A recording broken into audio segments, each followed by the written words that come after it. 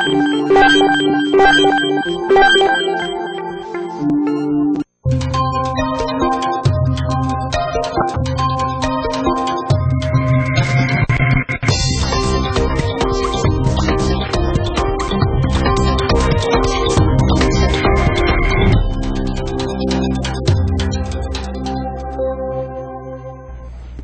estamos aqui direto dos estúdios da All TV, mais uma vez ao vivo, com o programa Urban View, um olhar sobre as cidades, um programa que é uma produção da Urban Systems, que tem a apresentação minha, Gilberto Dante, e também a participação da Sandra Lanza na produção e no chat. O programa Urban View de hoje é um programa especial porque nós estamos marcando aí a comemoração dos nossos 5 anos no ar. São 5 anos aqui ininterruptos, todas as terças-feiras, trazendo entrevistados, trazendo notícias, trazendo conteúdo interessante para você que nos acompanha, que nos assiste ao vivo, que nos assiste via o nosso site sob demanda. E hoje, como não poderia deixar de ser, por ser um programa comemorativo, especial, a gente está estreando um novo formato e a gente também está estreando o nosso novo cenário aqui, para deixar o programa sempre mais agradável, mais bonito para vocês. E a gente, obviamente, aqui, para marcar esse programa, que é um programa importante, é um programa muito legal da nossa história, afinal de contas são 5 anos no ar, a gente tem a presença do Tomás Assunção. Tomás, tudo bem? Tudo bom, Giba. Prazer estar aqui com vocês. O Tomás mais uma vez vem com a gente aqui no programa. O Tomás é o presidente da Urban Systems, é o presidente da empresa que produz esse programa, que traz esse conteúdo interessante para vocês. E o Tomás Assunção, para quem ainda não teve a oportunidade de conhecê-lo pessoalmente ou aqui via Urban View, já que ele participou muitas vezes aqui do nosso programa, ele é um engenheiro formado pela Faculdade de Engenharia Industrial, a FEI, e tem cursos de bioengenharia na Universidade de Glasgow, na Escócia, e de marketing na Universidade da Califórnia, nos Estados Unidos. Ele é presidente da Urban Systems, que é uma empresa especializada em análise de dados demográficos em mapas digitais para o dimensionamento de tendências em mercados e cidades. E como eu sempre falo, toda vez que eu me refiro ao Tomás, o Tomás é um espectador privilegiadíssimo, um observador aí que tem digamos, uma visão muito importante, muito especial do que vem acontecendo no Brasil e no mundo. Primeiro porque o Tomás participa aí de muitos eventos, seja como palestrante, seja como convidado. 2, ele viaja bastante aí pelo mundo, inclusive do tema do programa de hoje é até resultante de uma das últimas viagens que ele fez, que ele passou tanto por Barcelona como passou pela Inglaterra, e nós vamos falar hoje, já vou adiantando, o tema do nosso programa é a questão das Olimpíadas no Brasil. Então o Tomás está sempre aí com interlocutores privilegiados, ele está sempre tendo informações, e por ser Urban Systems, Instituto de Pesquisa de Mercado, um instituto que lê as cidades, lê as transformações que estão acontecendo nela, então ele tem com certeza informações muito interessantes para a gente que quer saber como é que serão as Olimpíadas aqui no Brasil, né? Então as cidades são um organismo vivo e eles estão se renovando constantemente. Se forem deixadas à sua própria sorte, como muitas vezes o foram por tantas administrações aí, elas fazem esse crescimento, fazem esse movimento de maneira totalmente orgânica, evoluindo e se multiplicando sem freios e de forma muitas vezes inesperada, de uma forma que não é positiva. Agora, 2 cidades que já receberam as Olimpíadas, são elas, Barcelona e Londres, aproveitaram esses eventos esportivos para organizar os eixos de crescimento da cidade, regenerar áreas degradadas e viabilizá-las para novos usos que beneficiem a cidade e suas novas centralidades. Ou seja, acontece um evento olímpico que passa, como aconteceu com a Olimpíada de Londres, que acabou nesse último domingo, o evento em si acaba, mas o que a gente chama de um legado fica, né? E a gente quer saber o seguinte, como é que esse legado está sendo preparado, está sendo trabalhado aqui no Brasil? E o que aconteceu também em Barcelona e Londres com esse legado? Por isso a gente escolheu como nosso olhar da semana o seguinte tema: Olimpíadas, o legado de Barcelona, a experiência de Londres, que acaba de acontecer, e as perspectivas do Rio de Janeiro. A gente quer debater e discutir no programa de hoje questões como: os Jogos Olímpicos impactam nas transformações urbanas? Como é que eles impactam? Que lições o Brasil pode aprender com as cidades sede mais experientes?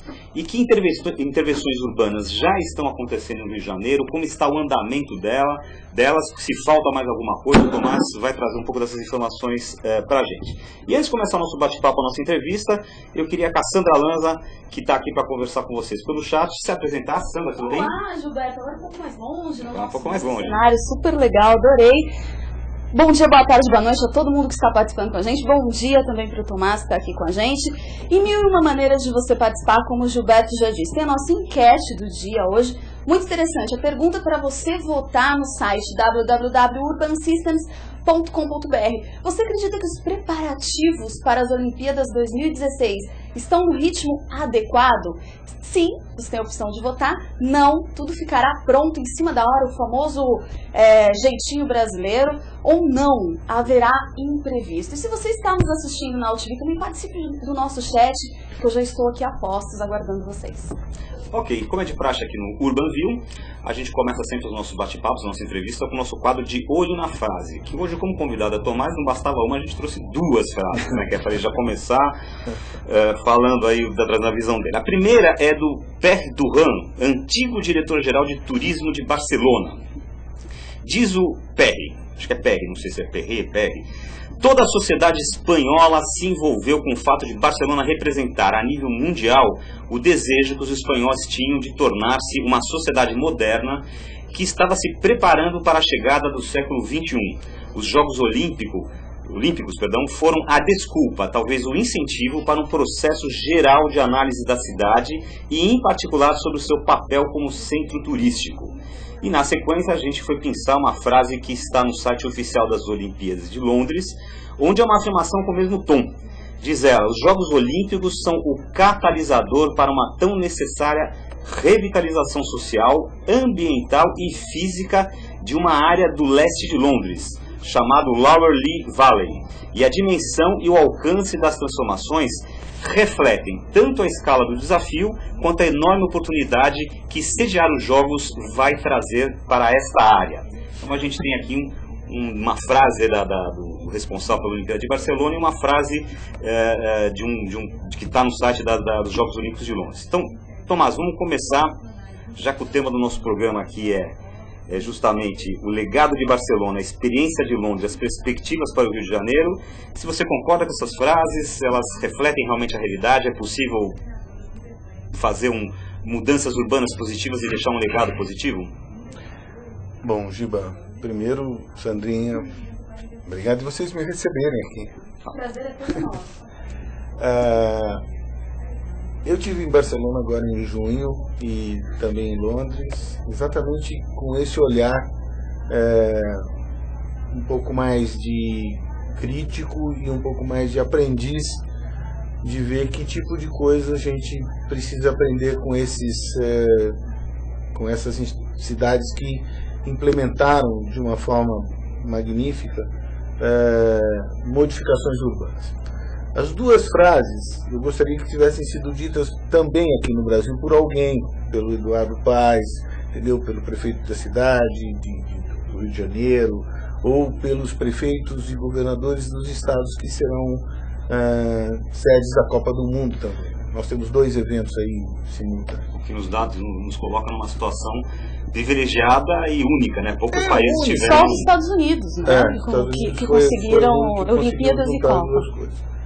Então, as duas frases nos remetem exatamente ao entendimento que, primeiro, é uma questão de atitude da população, dos políticos, dos empresários, dos empreendedores, para uma remodelação de qualidade de vida e de morar na cidade. Então, os Jogos é realmente um mote. Ele é um deflagrador, ele é uma organização que permite você fazer uma marcação. Mas no caso de Barcelona, por exemplo, a mudança está no DNA da cidade, ocorre no século XVIII. Barcelona começa a se modificar em 1800, lá vai pedra, quando eles tiram o muro da cidade e abrem o bairro de El Raval, que é ali no centro, e a cidade começa a ficar mais arejada, era uma cidade murada, uma cidadela, e ela começa a ficar mais irrigada com o sistema viário que permite você caminhar. Aí você evolui, depois você tem as ramblas, você tem toda uma conceituação de uma cidade que é adensada, Barcelona é uma cidade adensada, e permitiu uma releitura desse adensamento, gerando qualidade de vida. E ela permanece em mutação, né? Teve aí a grande marcação das Olimpíadas em 92, mas em 2000 eles fizeram a reforma do aeroporto. Agora estão fazendo lá a Sagreira, que é uma nova estação modal de metrô, que recebe o metrô e recebe o trem de alta velocidade, que vai ligar Madrid e Barcelona.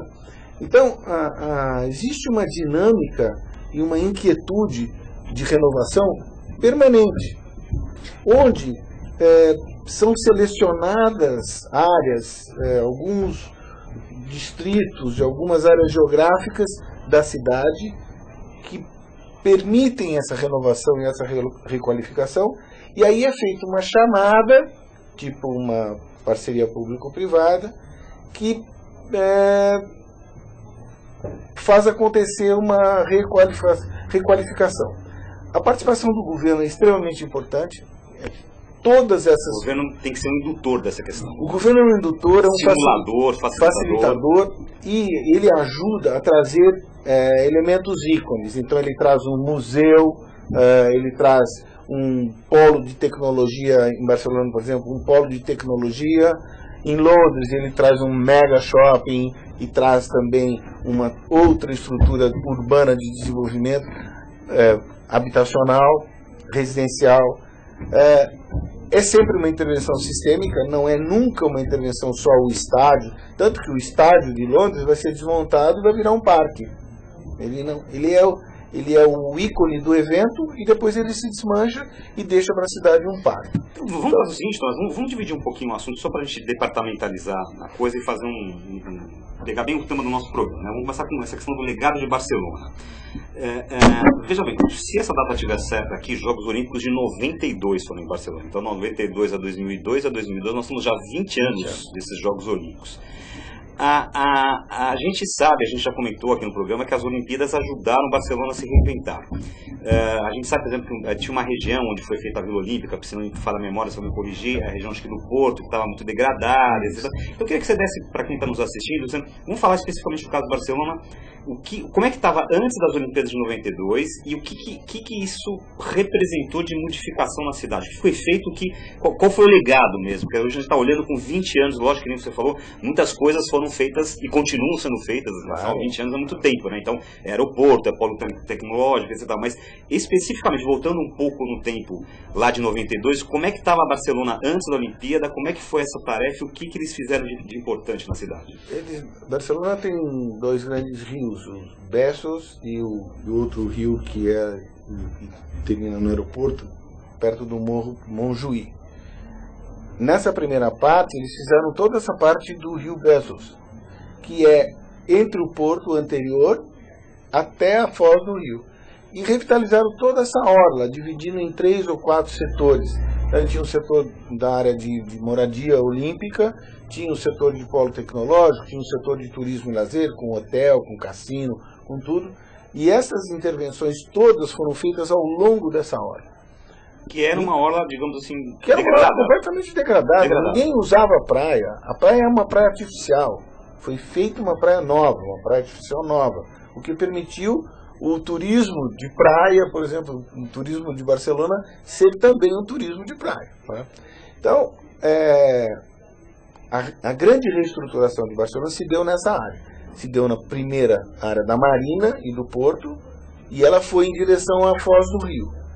Lá, você tem uma termoelétrica que alimenta todo o bairro, tinha áreas industriais degradadas que foram recuperadas, que se transformaram em áreas de escritórios. Tem o famoso @22, que é um ícone europeu como área de tecnologia informática, que foi feito dentro dessa área toda.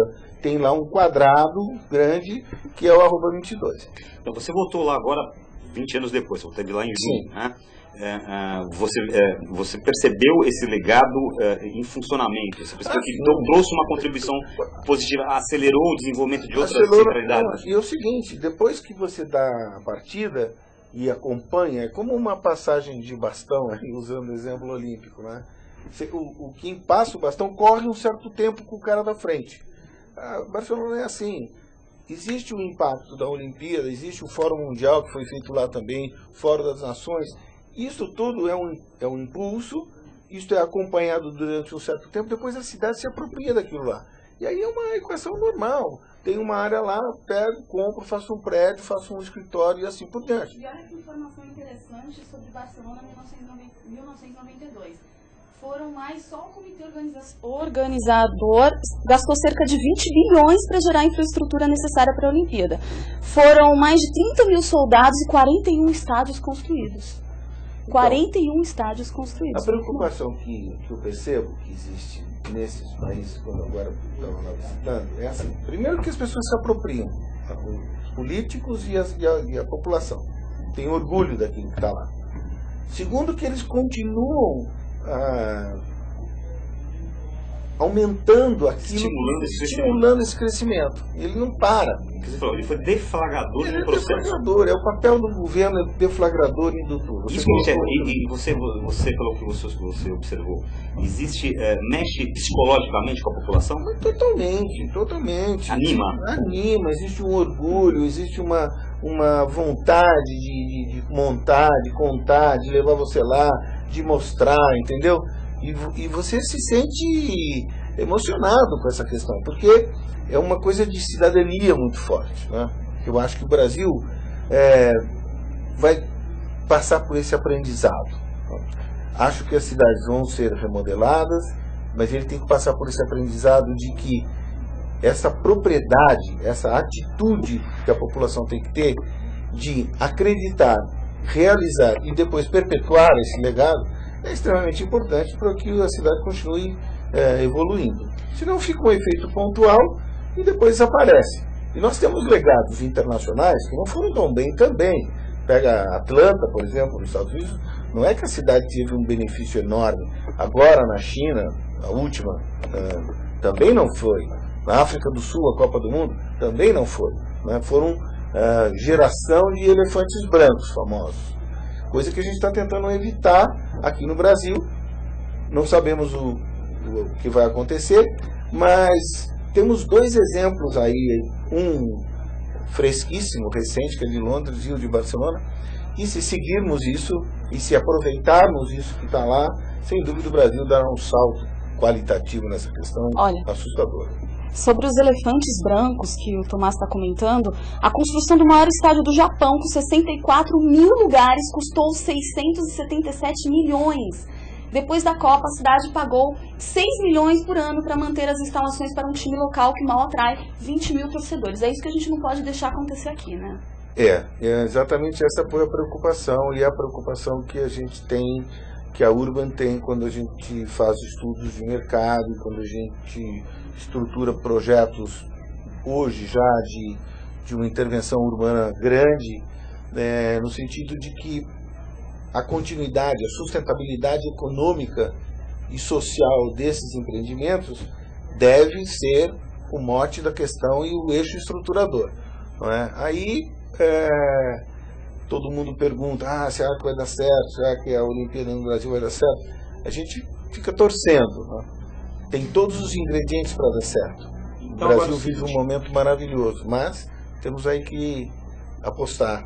Para a gente ver ilustrar um pouquinho, para você que está nos assistindo, saber um pouquinho, o Tomás ele selecionou o nosso quadro Urban View em Foco, algumas dessas transformações que aconteceram e ainda estão acontecendo em Barcelona. Então, antes da gente sair na nossa viagem aqui de Barcelona e ir para Londres, que é o nosso próximo tópico, a gente vai ver um pouquinho, vou pedir para o pessoal da ilha aí, colocar um pouquinho dessas transformações aí de Barcelona. Então, a primeira que a gente tem aqui no Urban View em Foco é a expansão do aeroporto de Barcelona, está aí já na tela.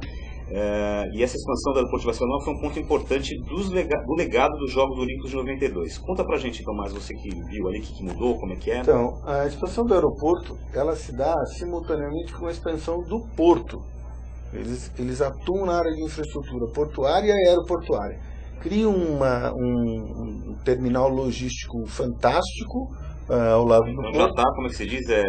Atrelado. Então, a mesma infraestrutura serve porto e aeroporto, não deixa de ser em dois portos. Ampliaram essa área lá em Montjuïc e fizeram um mega mesmo sistema de logística aeroportuária e portuária. Tá?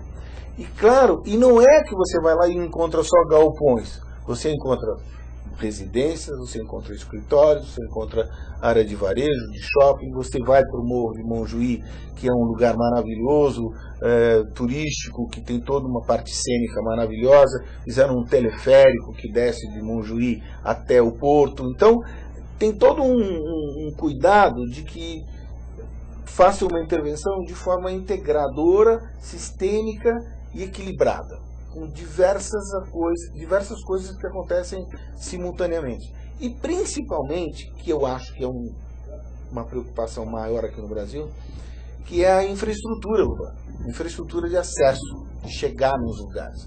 Então, você tem novas linhas de BRT, novas linhas de metrô, que irrigam esse lugar para você poder morar lá e usar o resto da cidade, entendeu? Aquele deslocamento, né? Então, Barcelona tem esse evento aí, eu separei também um outro. Então, aqui um outro projeto grande de reconfiguração urbana acontecendo, que é em La Sagrera, né? Exato. Exatamente. O que é La Sagrera? Conta pra gente. La Sagrera é o seguinte, talvez é esse daí. É isso aí. Esse é La Sagrera. Então, vocês vejam que eles têm um recorte no tecido urbano, tem um recorte e nesse recorte é feita uma intervenção. Qual é o ícone dessa intervenção? É uma mega estação intermodal que você recebe metrô, o trem de alta velocidade e alguns BRTs. Bom, só é uma que grande estação. É uma enorme estação. Só que as pessoas não pensam na estação só, pensam na estação e tudo que está ao redor da estação. Como existe no Brasil hoje uma série de intervenções, por exemplo, de metrô de superfície, um novo trem, o trem que vai para o aeroporto, a linha 17 do metrô, a linha branca, a linha 20. Todas essas intervenções que são sistemas viários, numa determinada estação, você pode ter uma intervenção urbanística atrelada ao desenvolvimento da estação. E La Sagrera é uma coisa fantástica, né? E pensar que uma cidade de 4 milhões de habitantes é quase que o tamanho de uma intervenção no Itaquerão. Tem 2 milhões de habitantes lá e você pode fazer lá uma estação de metrô que interligue com o que vai para o aeroporto, com o que vai para a cidade, e você começa a dar a dimensão de intervenção urbana e não só de um sistema de transporte que é uma estação, né? Então, nós participamos de projetos semelhantes a esse em Belo Horizonte, criando áreas em torno da estação que são sistêmicas, tipo varejo, área para construir hotel, área para construir shopping e assim por diante. E por que você está dizendo aí, a grande lição que a gente percebe que se você usou muito essa palavra sistêmica, né? Ou seja, a questão de você ter um olhar para a cidade um pouco mais abrangente e não simplesmente de você construir obra. Porque não é só questão de construir o estádio e nem só questão de construir a estação do trem, né? Ou o terminal de ônibus, mas como que isso interage dentro do tecido urbano. Exatamente isso. E aqui no Brasil a gente tem um problema que a gente já debateu em outros tantos programas do Banvio, com os arquitetos convidados aqui, que o Brasil reconhecidamente é um país lamentável na sua área de planejamento, na sua área de visão sistêmica. Você acredita que de anos para cá, essa visão sistêmica, esse planejamento urbano envolvendo principalmente o poder público, ele está melhorando no Brasil? As pessoas estão mais conscientes ou ainda o brasileiro fica, digamos assim, preso às obras pontuais sem ter esse olhar, como você citou aí, em La Sagrera, que é um olhar de você ter todo entroncamento de vários tipos de transporte, mas não simplesmente construir estação, quer dizer, você situar isso de uma forma harmônica dentro da cidade? Olha, Gilberto, eu tenho encontrado aí, nos trabalhos que a gente tem feito pelo Brasil afora, encontrado prefeitos e governadores com uma cabeça muito boa, né? Mas ainda tímidos em relação a essa situação de uma visão um pouco mais abrangente e um pouco mais de longo prazo. Obviamente, todas essas intervenções são intervenções de longo prazo. E nós temos aí um ranço político de fazer as coisas no seu mandato, em que eu não quero deixar um legado positivo porque o outro que vem depois de mim vai usufruir dessa inauguração política, seja lá o que for. E isso perde um pouco, porque uma dimensão de um mandato de 4 anos, ele não é nada para fazer um projeto dessa natureza que demora 20. Né? A Sagrera está dentro de uma intervenção urbana que começou com a Olimpíada, começou com 92. Então, é preciso ter um desprendimento e é preciso ter uma visão do helicóptero, né, mais abrangente, do que essa coisa pontual de construir o estádio, vou inaugurar o estádio no meu mandato, assim por diante. E por parte dos empresários, empreendedores, é a mesma coisa. Não é? Eu não quero ganhar uma concorrência para fazer uma obra, para fazer a obra do aeroporto. Eu quero, além de fazer a obra do aeroporto, desenvolver toda aquela região que está em volta. E esta é a nossa o nosso próximo desafio e o nosso próximo estágio como país, né? O Brasil não pode usufruir desse momento que vive. Eu disse aqui, se não me engano, na última vez que eu estive aqui, que essa sincronicidade que favorece o Brasil nesse momento, onde os Estados Unidos está numa situação desagradável, para não dizer ruim. Deselegante. A Europa está um caos para ser elegante também. Quando eu estava lá na Espanha, você estava com 25% de desemprego na Espanha, sendo que Barcelona é uma das cidades que foi menos atingida, porque é uma cidade muito dinâmica, que tem muito museu, tem um turismo de cultura, um turismo de lazer muito forte. Um polo de tecnologia também, que é uma coisa que não se afeta muito. Então, mas mesmo assim você percebia escritórios, eu visitei escritórios de arquitetura lá, por exemplo, que 70% dos trabalhos deles foram feitos no Brasil. Não é? Então, o momento que a gente vive não se repetirá, né? Dessa situação do mundo está numa situação e o Brasil está numa situação boa. É preciso aproveitar esse momento, é preciso dar a esse momento a seriedade e a responsabilidade que ele tem do Brasil como país se posicionar num patamar acima, não é? E mostrar ao mundo, seja na Copa do Mundo, que vão ter bilhões de pessoas olhando para nós, seja nas Olimpíadas, que a gente é um país legal, entendeu? Que não é só um país de mulata, de carnaval e tal, mas é um país que se desenvolve seriamente, que tem intervenções urbanas fantásticas, que não vai deixar os turistas completamente malucos em trânsitos que a gente vive todo dia, né? Eu quase perdi o programa hoje aqui, né? Porque eu demorei uma hora para vir do meu escritório aqui. É uma maluquice. Então, quer dizer que você acredita que, então, que a maior lição que o Rio de Janeiro e o Brasil podem aprender com Barcelona é entender que essas intervenções e esse legado faz com que uma cidade seja viva, não pare de se renovar após essas intervenções significativas. Exatamente, é exatamente isso. E é exatamente isso que eu tenho visto algumas coisas sendo feitas direito. Por exemplo, a reforma do Porto Maravilha no Rio de Janeiro é uma coisa séria, uma coisa bonita, bem feita, que está trazendo para a dinâmica do Rio um novo bairro para ser vivido lá. A mesma coisa acontece na Barra da Tijuca. Existe uma preocupação de infraestrutura para levar ligar esses dois polos, mas não é suficiente o que está sendo feito. E não sei se teremos tempo para essa infraestrutura. Isso nós estar vamos falar pronta já depois que a gente sair de Barcelona, vamos chegar no Brasil, que é onde a gente quer saber tudo o que está acontecendo. A gente está conversando no Urban View de hoje aqui com Tomás Assunção, presidente da Urban Systems, sobre o impacto das Olimpíadas no planejamento das cidades de Barcelona, Londres e Rio de Janeiro.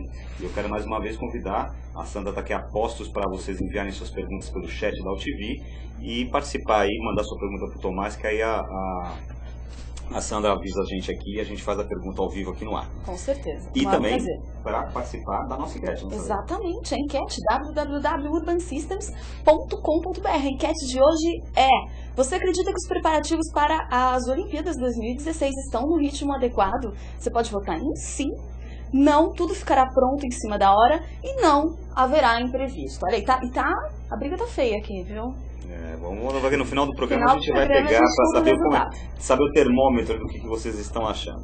Agora então a gente sai de Barcelona, que a gente já falou um pouquinho, já entendeu um pouco desse legado lá, viu que a cidade se aproveitou muito bem dessa questão, e vamos falar sobre Londres, que recebeu agora pela terceira vez os Jogos Olímpicos, né? E eu queria que o Tomás, é engraçado que aqui no início, na frase do site lá das Olimpíadas, eles falam que foi um catalisador para uma tão necessária revitalização social, ambiental e física de uma área do leste de Londres. Então, eu já estou vendo que existe um paralelo aí, né, Tomás? Assim como Barcelona pegou toda essa área que você falou, que é a área do Rio, do Porto, etc e tal, pelo jeito, em Londres também se pegou uma determinada, como é que se diz, uma determinada área da cidade para você concentrar em um foco, para você poder renovar essa área, é isso mesmo? Exatamente, a área do leste, eu estava até querendo ver o nome aqui, não me lembro agora, mas é uma área que estava muito degradada. Aqui ele fala que chama-se Lower Lea Valley. Mas ele já tem um nome certo lá que eu não me lembro agora. Essa parte, Londres é uma cidade muito adensada, assim como Barcelona. Você tem muitos prédios, a cidade ela vem crescendo e se adensando muito.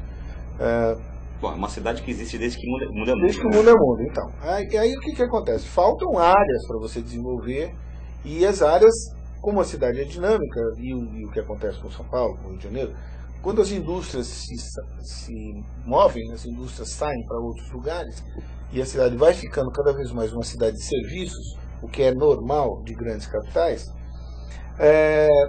surgem áreas que eram áreas anteriormente usadas pelas indústrias, que são áreas contaminadas, né? E estas áreas contaminadas são transformadas em áreas utilizáveis para desenvolvimento urbano. É claro que o custo dessa descontaminação é muito grande, e isso precisa ser feito junto com o governo. Não dá para você fazer sozinho. A iniciativa privada, não aguenta descontaminar uma grande área, uma grande região como essa de Londres que foi descontaminada. E aí, a partir daí, você gerou terreno, não é? Que é o intuito, por exemplo, com as operações urbanas aqui em São Paulo. A operação urbana Lapa Brás, por exemplo, permite que você pegue uma série de áreas que foram galpões industriais e se transformem em residencial, escritório e assim por diante. Então, esta grande área foi transformada e permitiu a criação de um outro bairro irrigado por metrô, uma linha de metrô nova, chega lá. Você sempre diz, né? Sempre é irrigado. Sempre a organização, não só construir uma infraestrutura, mas você fazer tudo que é necessário, né? Claro, porque senão a infraestrutura existente fica colapsada. É como a gente vê aqui.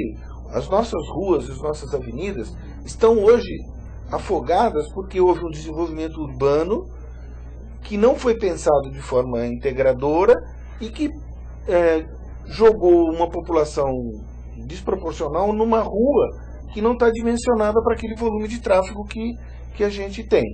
Soma-se a isso uma expansão da indústria automobilística e do crédito que permite todo mundo comprar o seu automóvel. Você tem uma rua que foi desenhada lá no plano diretor do Prestes Maia, na década de 30, com uma cidade que o automóvel tomou conta. Então você tem esse caos urbano que a gente vive aqui, vive no Rio de Janeiro, vive em Belo Horizonte, vive em Florianópolis. Hoje o Brasil inteiro está vivendo este tipo de problema. Qual é a solução? É exatamente pegar uma grande área dessa, fazer um desenvolvimento urbano de redução de mobilidade, porém tudo aquilo que tem que ter naquela região faz com que a sua vida lá tenha uma qualidade e você seja suprido em todas as suas necessidades cotidianas, sem ter que se deslocar diariamente num efeito pendular, de que eu moro aqui e trabalho lá, e aí volto do trabalho para minha casa. Gera também uma qualidade de vida também sensacional para essas pessoas, né? Não é só questão de infraestrutura. Vamos pedir para colocar aí o Urban View em foco aí aqui eu tenho aqui do 5 a 8 para o Tomás poder comentar um pouquinho sobre o que está acontecendo lá em Londres. Você foi lá na área onde foi construído esse Parque Olímpico, essa área que foi descontaminada, é uma área muito grande? É enorme, você tem uma visão aí. O que é? Isso é lixo. Isso na área onde... Na área onde era, isso aí é anteriormente. É anterior à Olimpíada, isso é a área onde foi construído. Quer dizer, era uma área também degradada, se a gente percebe. Tem uma fotografia. Pode avançar. Foi a próxima. Vamos avançar aí para a gente ver. Isso é só para mostrar que era uma área industrial, tinha torres, tinha um monte de coisa lá. Tá. Aí olha, essa é a área que eles fizeram essa intervenção urbana. Em cima disso aí eles fizeram uma intervenção urbana. Então, toda essa área que a gente viu as fotos, a gente está tendo uma vista aérea aqui, vendo que realmente ela é uma área grande dentro de Londres. Uma área grande, que no tem leste de um Londres. rio ali no leste de Londres, que vai desembocar lá no Tâmisa. E aí você vai, o próximo, aí você vê que transformou. Nossa. Que diferença. Quer dizer, aquela questão, ó, o rio tá ali, a O rio arborização continua bastante. lá, o rio continua lá, foi arborizado, foi tratado, foi limpado. Aí você construiu o estádio lá, que embaixo você tem a parte fechada do Parque Olímpico. Aí você Tem um tem estádio aqui à esquerda, também um ginásio, alguma então, coisa. esse é o ginásio, acho que é o ginásio de natação. E aí você tem lá toda a parte de desenvolvimento urbanístico de prédios, de residência, de escritório. Tem um mega shopping center, que acho que hoje é o maior shopping center da Europa, que ancora esse novo lugar.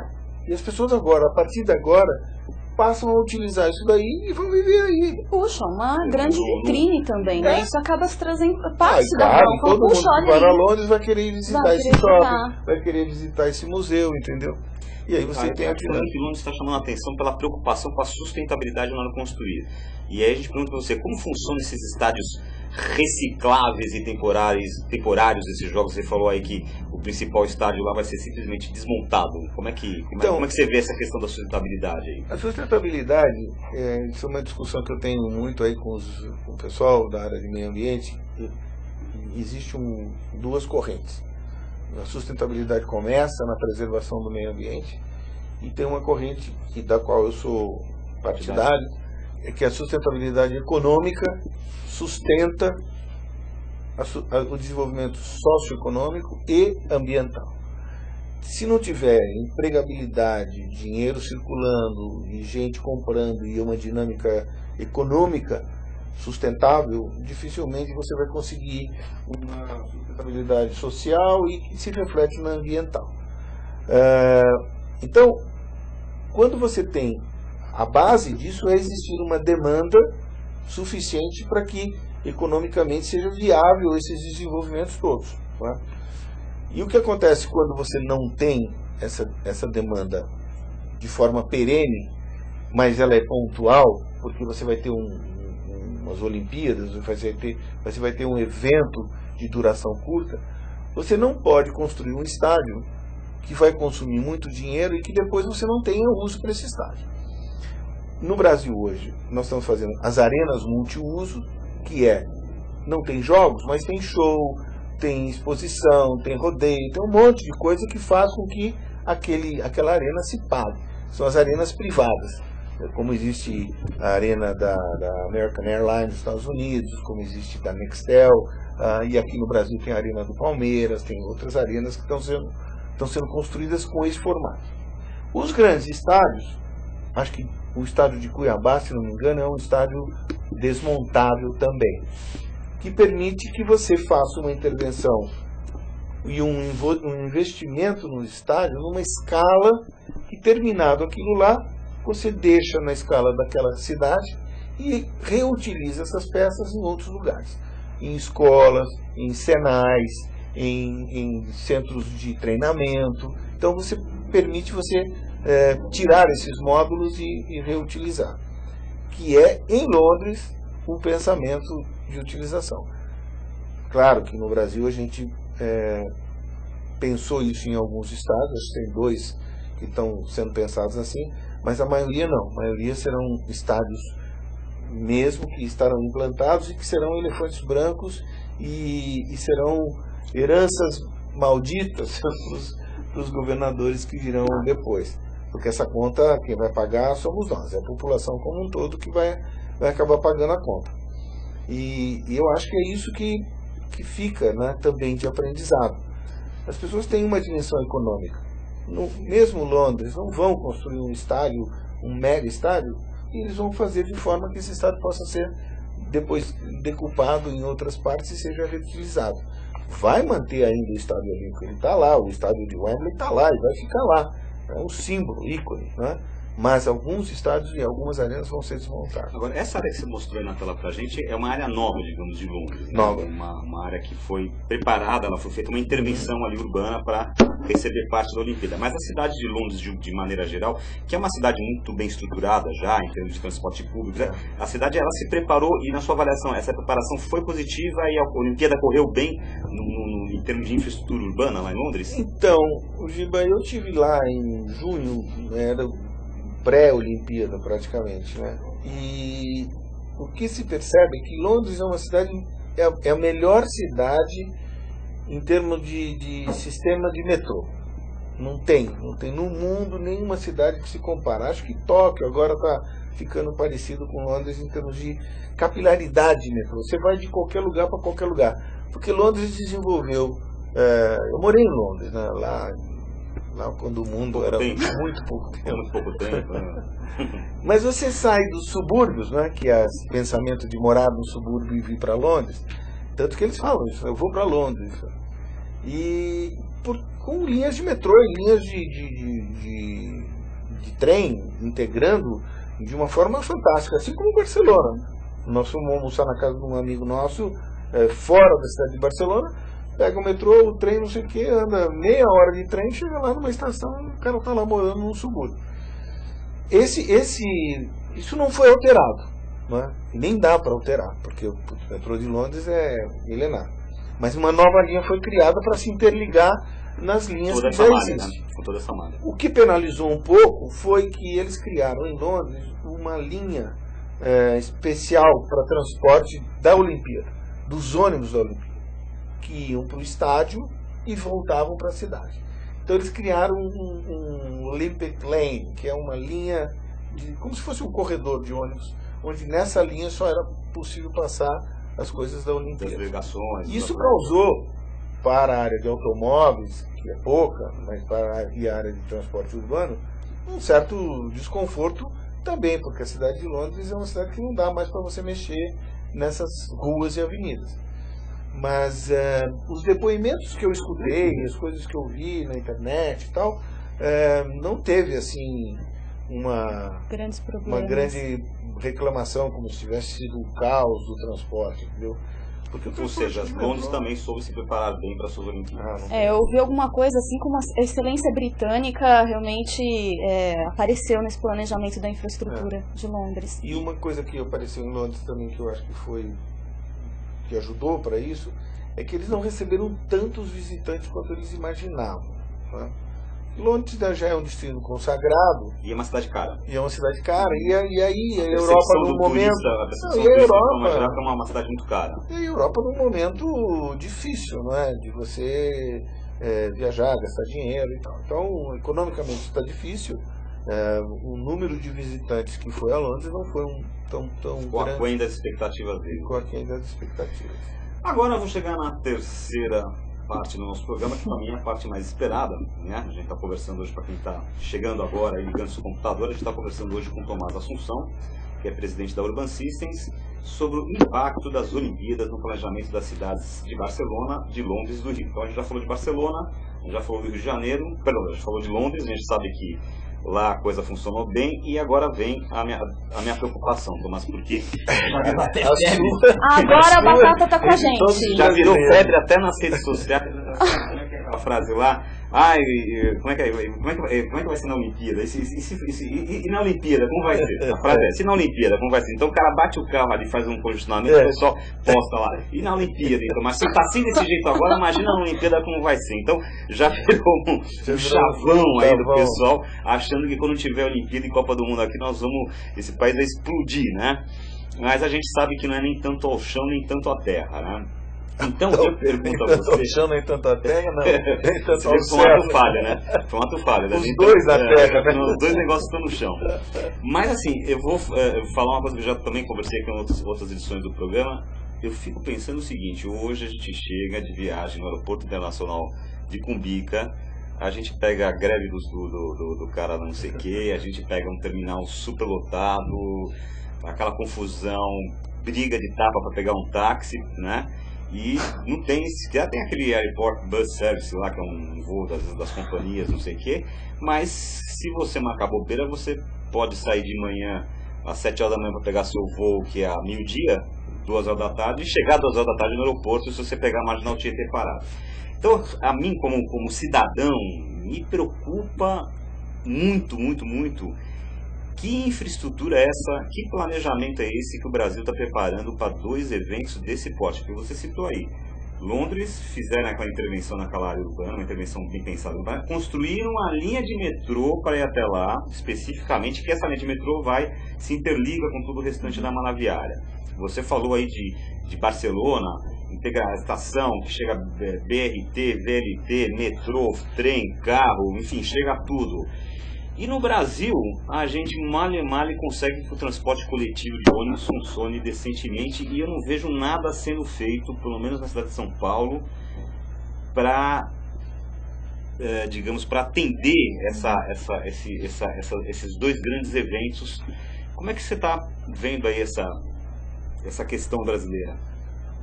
Olha, Giba, você sabe que eu sou um otimista quanto mais. Mas eu acho que nós estamos atrasados, realmente atrasados. Porque obras de infraestrutura são muito demoradas, né? Principalmente obras de metrô, mesmo que seja metrô de superfície, como estão aí os aéreos, né? São metrôs mais leves, né? de capacidade média, e que você constrói mais rapidamente essa parte aérea. Mas mesmo assim eu acho que a gente está muito atrasado. E aí eu vou somar 2 problemas, porque o problema da Copa do Mundo, ele é um problema disperso. A Copa do Mundo interfere em N cidades, né? Assim, em N cidades. 12, 14 cidades, 7. E essas N cidades vão receber pessoas que compraram, que agora começam a comprar já o passe da Copa do Mundo para ver todos os jogos, por exemplo. E aí, quando você vai jogar as quartas de final em Porto Alegre, por exemplo, você vai ter um pessoal que está aqui em São Paulo e vai voar para Porto Alegre, e que vai voar para Manaus, que vai voar para Brasília e assim por diante. Então, você vai ter um impacto dessa mobilidade dentro do país, que é complicado, e aí você vê os aeroportos. De aeroporto. É especificamente de aeroporto. Até porque no Brasil tem essa questão, o Brasil é o famoso país de dimensões continentais. O cara sai daqui de São Paulo para ir para Manaus, é quase como viajar lá na Europa, sai da Espanha para o leste europeu, né? É isso aí. Então, vamos separar isso por partes. A infraestrutura brasileira está muito defasada, muito. E eu não sei, mesmo com obras superfaturadas e velocidades 1000, se a gente vai conseguir alcançar, tanto para a Copa quanto para as Olimpíadas. Essa é uma questão da infraestrutura. Aí você vai para a supraestrutura, né? que é a parte de hotelaria, a parte de mobilidade urbana e a parte de desenvolvimento de algumas regiões que foram eleitas para ajudar nesse dimensionamento. São cidades de apoio, você está dizendo? Não só cidades de apoio. Dentro da cidade. Dentro da cidade. Você pega, por exemplo, Porto Alegre. Porto Alegre tem um bairro, que é o bairro Humaitá, que é um bairro de classe mais pobre, que foi desenvolvida a Arena do Grêmio, onde vai se jogar os Jogos da Copa. Tem uma intervenção urbana lá, fantástica, viária, que liga com o aeroporto e tal, que já está requalificando o bairro. É uma intervenção... Esse é um exemplo positivo. Exemplo positivo. A mesma maneira, o exemplo positivo do Porto Maravilha e da reforma do Maracanã. Mas fica faltando ligar o Porto Maravilha à Barra, que é o grande polo de desenvolvimento do Rio de Janeiro, desenvolvimento urbano do Rio de Janeiro. Para onde caminha o Rio de Janeiro? Porque não tem espaço para subir a montanha. Né? Belo Horizonte é a mesma coisa. Você tem o estádio do Mineirão, você tem o aeroporto de Confins.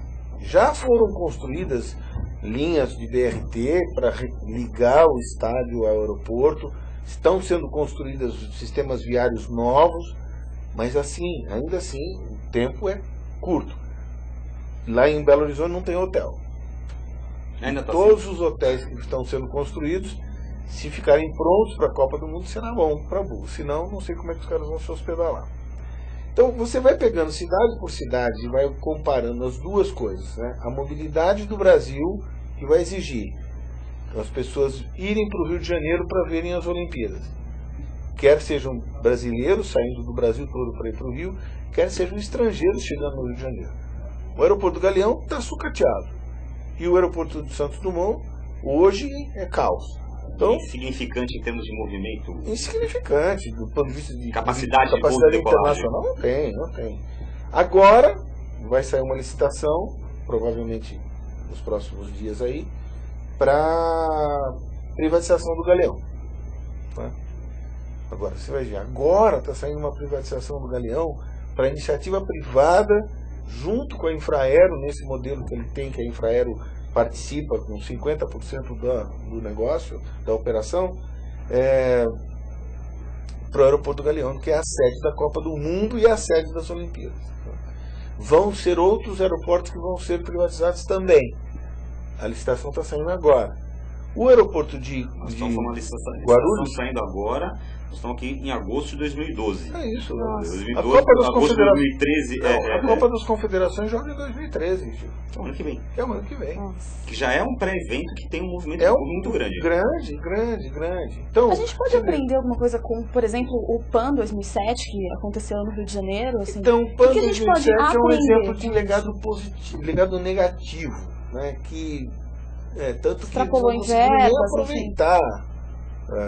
Aquelas moradias foram vendidas e o prédio não tem transporte uma questão público. Legal, não tem transporte público e tem uma questão legal, porque houve uma parte que era para o poder público fazer e não fez, e aí demorou muito tempo para fazer o sistema viário, aquele terreno é muito ruim, alguns prédios cederam, trincaram, aí entraram num mandato na justiça, está tudo parado aquilo lá. É uma confusão danada.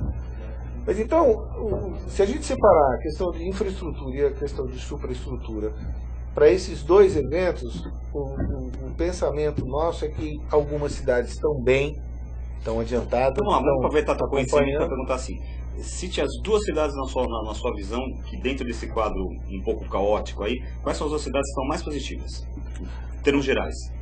Olha, Belo Horizonte, com certeza, uma cidade que se preparou, está se preparando, vai fazer bonito. Porto Alegre também. Porto Alegre já arrumou, eles têm lá um Transurb, ele já ligou o Transurb no aeroporto, já vai funcionar rapidamente aí. É um aeromóvel, na verdade. Esse da Rio de Janeiro, hein? Bom, agora e Rio de Janeiro também. Mas eu falei as duas, você já citou, categorizou as duas. Você tirou o Rio de Janeiro, porque o Rio de Janeiro tem Olimpíadas e Copa, quer dizer, mas o Rio tá fazendo sua lição de casa. Eu tenho acompanhado, tenho ido direto lá para o Rio de Janeiro. Sim, a Urban System, inclusive, fez vários estudos, Porto Maravilha, tal. E aí... Aliás, para quem não sabe, Thomas, até bom, interessante você contar um pouquinho o que é o projeto do tal Porto Maravilha, que tem muita gente que só ouve falar e não conhece, e até um pouco da participação da Urban Systems no desenvolvimento desse projeto. O Porto Maravilha, na verdade, é uma revitalização na área portuária do Rio de Janeiro, do centro do Rio de Janeiro, com o objetivo de construir lá um novo bairro, uma nova opção de moradia na zona central do Rio, muito próximo da Zona Sul, e dar continuidade à característica principal do Rio de Janeiro, que é ainda o centro do Rio ser o centro de negócios do Rio de Janeiro. 64% dos empregos do Rio de Janeiro estão no centro do Rio de Janeiro. Então o Rio ainda, diferente de São Paulo, que se descentralizou, tem na Paulista, tem na Guerrini e tal, o Rio de Janeiro não. O Rio de Janeiro tem uma concentração muito forte lá. E essa revitalização da área portuária, ela permite que você crie lá um novo bairro. Esse é o objetivo, que tenha escritórios, que tenha museus, que tenha a parte de entretenimento. Mas o Porto continua operando. O Porto continua operando. Não vai ser eliminado. Não vai. Porque você falou nessa coisa do Porto de Barcelona, aí, que foi um exemplo, mas não faz muito tempo eu tive que andar pela zona portuária de Santos. E é aquela tristeza, né? Porque é uma área feia, degradada, pobre, pichada, suja, cheia de container, cheia de caminhão. E a última vez que eu tenha ido para o Rio, passei para essa zona portuária também. Os viadutos eles estão separando, terminado, aquela coisa de navio. Uma parte do porto que vai continuar operando e uma parte mais lá em direção à ponte do Niterói. A parte de cá, a outra parte do porto vai ter aquele Museu do Futuro, que é um projeto do Calatrava, muito bonito, que é um ícone na cidade, exatamente, que é aquela região da Praça Mauá que vai ser desenvolvida e vai ser reurbanizada e vai ficar um lugar muito bonito. Agora, dá que não conversa com o porto. Dá para fazer uma comparação com essa reconfiguração urbana de La Sagrera em Barcelona, ou essa configuração até dá, é uma escala um pouco menor, mas dá para fazer sim. O Porto Maravilha é uma intervenção urbana significativa, muito bem projetada, com um mix de produtos bons, muito bons. A gente participou desse estudo e eu acho que o tempo ali é o nosso maior inimigo. Também tem muita coisa para ser feita num intervalo de tempo muito curto, mas eles estão trabalhando fortes na infraestrutura, jogando tudo com a iluminação enterrada, calçadas largas para poder andar na calçada, e uma padronização de calçada como existe na praia de Copacabana. Vai ter uma padronização de pisos e instalações, toda a revitalização de área de esgoto, de água, de gás, está tudo andando já a toque de caixa na parte de infraestrutura. Na parte viária tem um BRT que vai ligar o Porto Maravilha até o aeroporto de Congonhas, até o aeroporto Santos Dumont. Então, você vê que está tocando, o Rio de Janeiro está tocando mesmo. Mas quais são as duas cidades, na sua opinião, que estão piores? Que são essas daqui, o negócio está complexo. Eu não gostaria de dizer isso, mas São Paulo é uma delas. São Paulo vai ter problemas porque a infraestrutura está muito atrasada. E nós precisamos. São Paulo, eu como cidadão paulistano, eu não vejo nada sendo feito de infraestrutura. Eu não vejo uma obra, tudo bem, a ampliação do metrô, eu estou vendo uma ampliação lá perto do Urban Systems ali, que tem duas linhas novas sendo terminadas e ampliadas, e tem a parte aérea que vem do aeroporto de Congonhas e vem pela Águas Espraiadas, chegando até a Berrini ali, na região dos hotéis. Essa é vamos dizer, alguma coisa que possa ajudar, mas a ligação com o aeroporto de Cumbica, que é a ligação mais importante. Nós vamos continuar assim. Não, tem um projeto da CPTM de fazer essa linha, mas o atraso é exatamente esse. Tá? E tem que fazer concorrência, tem que fazer não sei o que, e isso vai demorar um certo tempo. Eu ia te perguntar, por que o governo se incomoda, se quer tanto meter na cabeça de fazer aquele porcaria de trem-bala ligando Rio de Janeiro a São Paulo, e não faz uma ligação, por exemplo, do aeroporto de Campinas ao aeroporto de Viracopos? Já tem até, o engenheiro me falou que é aquela área, tanto as áreas laterais da rodovia dos Bandeirantes como a área central, estariam plenamente preparadas para receber. Foi um projeto pensado em receber um trem de ligação entre São Paulo e Campinas, né? Porque o aeroporto de Viracopos, por exemplo, seria um excelente... Ele não é que ele seria, ele é uma excelente alternativa pensado para ser um aeroporto estratégico de recebimento do excedente, Se bem que não sei quem me comentou outro dia que, não sei se é a TAP ou a Iberia que estão operando lá, parece que tinha uma linha, a linha está muito bem brigada, faz voo direto de Viracopos para a Europa, acho que é a Iberia, vai direto para a Espanha, e a companhia vai cortar por falta de infraestrutura do aeroporto, não tem aduana, não tem alfândega. Então o aeroporto precisa ser adequado, porque ele é um aeroporto pensado para ser um aeroporto de carga, e agora ele está sendo um aeroporto híbrido de carga e passageiro, e a parte de passageiro é muito ruim ainda, né? Mas está sendo pensado, o aeroporto de Viracopos também está sendo pensado de uma forma, vamos dizer, madura. Tem um novo anel norte, que vai ligar o aeroporto aí à cidade por fora. Então, algumas ações foram pensadas de forma sistêmica e estão implementadas. O nosso inimigo é o tempo, é muito curto o tempo. Nós devíamos ter começado mais para trás. Londres, por exemplo, começou 4 anos atrás. Se não me falha a matéria que eu vi, ficou pronto antes do tempo planejado. Quando eu estava lá, estava tudo pronto. Não tinha obra de uma hora. Fizeram ensaios, fizeram testes, tudo em março, abril. E aí, eu volto na tua enquete aí, que nós vamos ter tudo em cima da hora. Esse é o meu voto. Acho que tá tudo em cima da hora. vai ser uma correria aí, 45 do segundo tempo, a gente vai terminar algumas coisas. Né? Quer dizer que a tua visão, digamos assim, não é uma visão totalmente positiva desse cenário que a gente está vivendo. Quer dizer, a gente deve ter problemas de obra, vai faltar muita coisa de infraestrutura. Vai faltar. E o que nos leva a concluir, na sua análise, que o Brasil, mais uma vez, não vai saber aproveitar esse trem que parou na estação como o futuro. Vai pegar um lugarzinho na segunda classe ali no final do trem.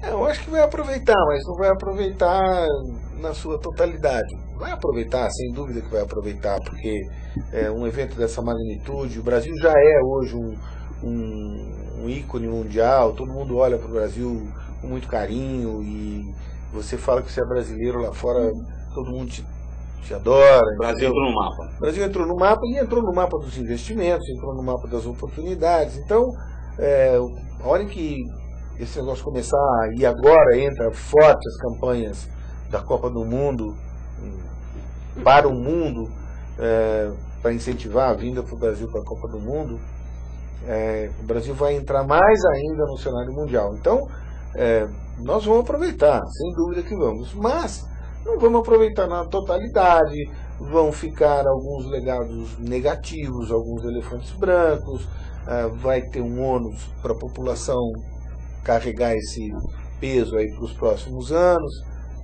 Felizmente, no cenário macro internacional e macroeconômico, nós temos um cenário positivo para o Brasil até 2020, 2025 e tal. E isso fará com que, se nós aproveitarmos bem aí pós-Copa e pós-Olimpíada, teremos ainda uma inércia desse movimento para favorecer o desenvolvimento de coisas legais no Brasil. Tem uma coisa curiosa, aqui mesmo no Banville, muito se falou em edições anteriores do programa, há um ano e meio que a gente vem abordando essa questão da preparação da Copa, das Olimpíadas. O Brasil é a bola da vez. Até que a gente começava, que o programa é sempre com um discurso assim, o Brasil é a bola da vez no cenário econômico internacional, então por isso a gente vai entrevistar a pessoa para contar como é que está a área dele. Mas essa questão da bola da vez também está sendo um pouco, eu vejo uma visão minha, um pouco de contestação com essa questão da bola da vez. Eu tenho já ouvido algumas correntes dizendo o seguinte: muito se fala, muito show, muita pirotecnia, mas no fundo a economia não está tão aquecida. A gente já tem um grupo de pessimistas, digamos assim, o crescimento industrial caiu, o desemprego aumentou, tarará, greve, não sei o quê. Claro, afinal, para você que está vendo a coisa como eu falei, sempre falou, observador privilegiado, a nossa economia vai bem? Está indo bem? Ou estamos vivendo problemas? Então, Giba, a nossa economia, na escala e no que é possível e bem, está indo bem. Agora, nós temos hoje no Brasil um problema que a nossa economia é dependente de uma exportação de commodities. Né? Quando o preço da commodity cai, ou quando a China deixa de comprar, a gente tem uma queda aqui. O mercado interno é um mercado que ele é comprador, e a gente tem que se pautar no mercado interno mesmo. Tem uma capacidade de resposta limitada, porque não é uma população rica, é uma população que está começando e está conseguindo agora consumir uma série de bens. E isso continuando, o ciclo virtuoso se repete. Então, se nós crescermos 2, 1,5%, 2%, está bom, entendeu? Não é que é uma maravilha, mas a gente pode voltar a crescer 4%, 6% ao ano, muito pautado no mercado interno e muito corrigindo erros de infraestrutura, que é mexer nas áreas, nos portos, mexer nos aeroportos, transformar o Brasil num país competitivo, de produtos de maior valor agregado. Porque a questão que nos aflige, e eu acho que você vai poder dizer um pouquinho disso pra gente, é que, legal, aí o empresário europeu, o empresário americano fala assim, ok, o Brasil está despontando um cenário ali cheio de oportunidades, classes emergentes no mercado de consumo, só que aí o cara chega aqui, pergunta como é que funciona a legislação trabalhista, pergunta como é que é a questão tributária, vê a questão de infraestrutura dos portos, das estradas, e ver a burocracia que envolve qualquer iniciativa aqui no Brasil. Eu tenho pelo menos ouvido falar que o pessoal, 100% vem dizendo assim, ok, vamos lá. E uns 70% ficam no caminho desistindo. Acho que não, viu, Gilvan? Acho que não. Eu acho que as pessoas vêm para cá e enxergam uma oportunidade. E oportunidade exatamente de atuar na falha, naquilo que a gente não atua. O nosso problema sério é um problema de reforma política, de reforma tributária, de reforma para que essas coisas todas fluam mais rápido. E aí é o empecilho para o empresário internacional chegar no Brasil. Mas eles estão chegando investidores, estão chegando empresários. Pô, você vê as empresas de automobilística, o Brasil hoje é um hub internacional de automobilismo, né, de indústria de automóveis. E vão exportar daqui para o resto do mundo, né? Mesmo com as nossas dificuldades mesmo com as nossas dificuldades de logística, mesmo com as nossas dificuldades tributárias, mesmo com a nossa dificuldade de legislação.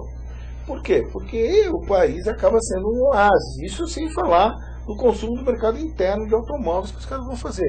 A fábrica da Toyota em Sorocaba foi construída em 1 ano e pouco. Ele começa a botar automóvel agora na rua, se não no final do ano, no começo do ano que vem. Fabricado em Sorocaba aqui. E a Urban Systems, Tomás, ela tem sido consultada muito por escritórios, grupos de investidores estrangeiros. Como é que a Urban Systems tem ajudado esse pessoal? E que tipo de trabalho vocês têm feito para levantar tendências de mercado, mapear, etc. Conta um pouquinho desse trabalho, porque é um momento que a gente está vivendo da economia onde o olhar internacional se atrai para cá. E quando o cara, aliás, esse olhar internacional vem para cá, a pessoa fala, bom, mas eu quero conhecer melhor esse país. Aí eu acho que a Urban Systems desempenha um papel aí nessa... Sem dúvida, é exatamente o trabalho que a gente tem feito para esses grupos. Por isso que eu estou te dando esse depoimento. Nós recebemos lá no escritório grupos internacionais, investidores internacionais, empresas brasileiras parcerando com empresas internacionais para desenvolvimento dos aeroportos, para desenvolvimento dos portos, para desenvolvimento logística.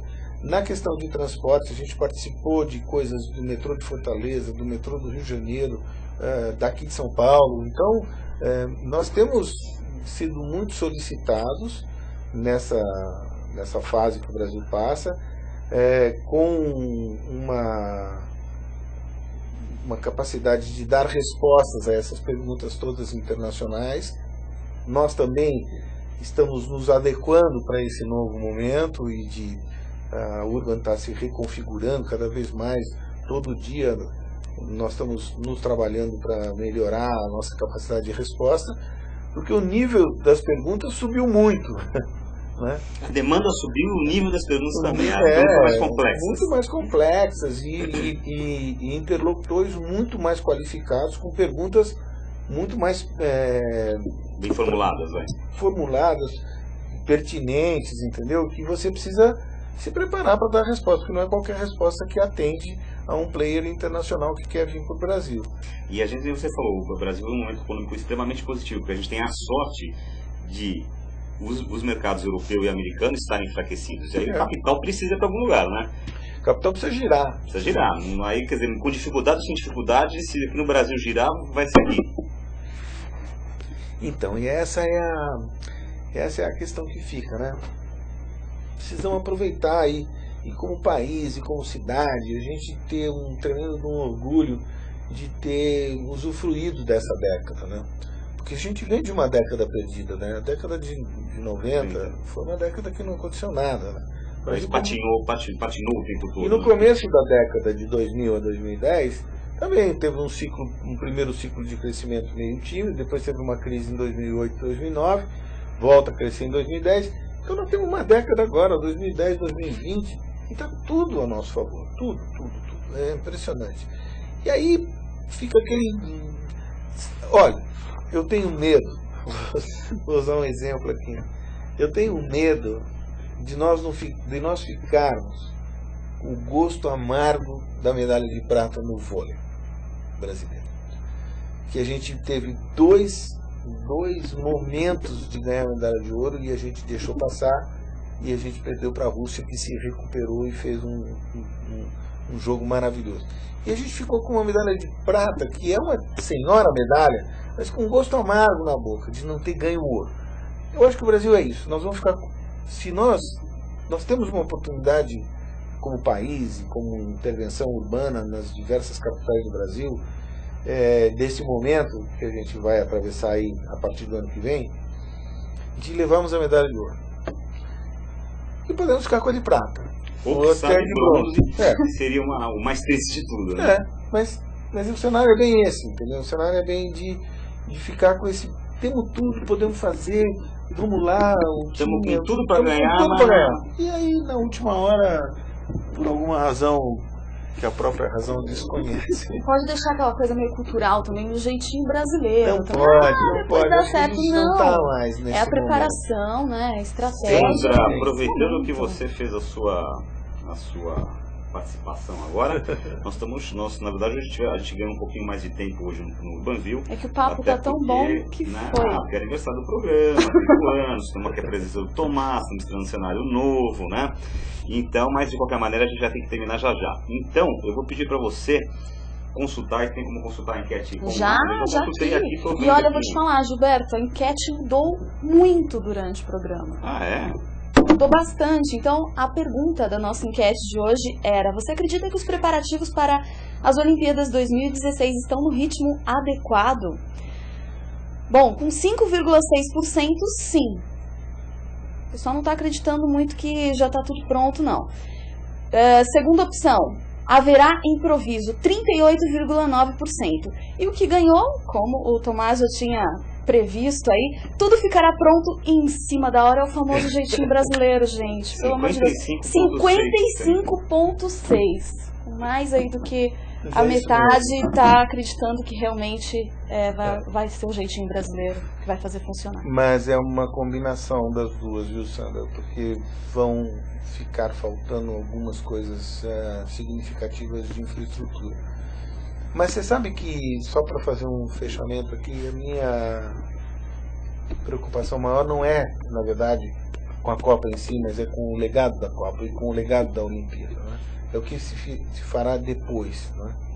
E essa é a oportunidade que a gente tem de ganhar a medalha de ouro. Não é de ganhar a medalha de ouro só porque nós recebemos bem, o país recebeu bem e o Brasil vai ter uma dose de tolerância pelas falhas, até porque é uma coisa do Brasil mesmo, a sua característica é muito grande, né? Os povos que nos visitarão não serão muito cruéis com a crítica, porque sabe que no Brasil é assim mesmo. Quando você vai num restaurante lá em Recife e o cara não te atende bem, você fala, mas a lagosta está gostosa. Tem um grau de tolerância maior. Uma complacência.